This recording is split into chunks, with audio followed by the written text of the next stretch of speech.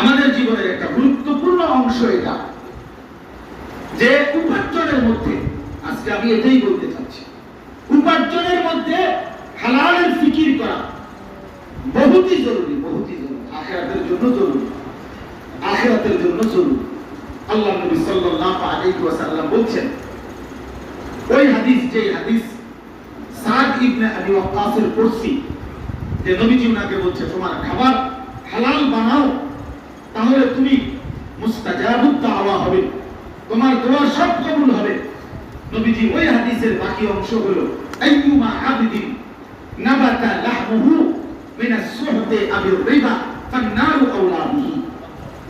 নবীজি সাল্লাল্লাহু আলাইহি ওয়াসাল্লাম বলেন, যে মানুষের শরীরের গোশত হয়েছে সুহত, ঘুষের মাধ্যমে, অবৈধ উপার্জন, অথবা আবির রিবা, সুদের মাধ্যমে, ফান্নারু আওলা বিহি, তাহলে ওই দেহের জন্য জাহান্নামী উপযুক্ত,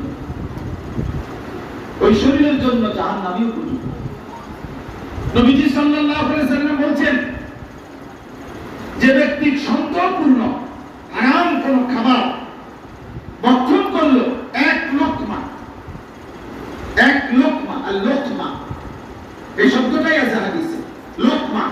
আল্লাহ নবী সাল্লাল্লাহু আলাইহি ওয়াসাল্লাম বলেন, কমপক্ষে 40 দিন পর্যন্ত, আর বাইনা ইয়াওমান, 40 দিন পর্যন্ত তার কোন ফরজ কিংবা নফল কোন বন্দেগী আল্লাহ কবুল করবে না। ভেবে দেখেন, আমার জন্য, আপনার জন্য। হ্যাঁ, আখিরাত বড়, আখিরাত বড়।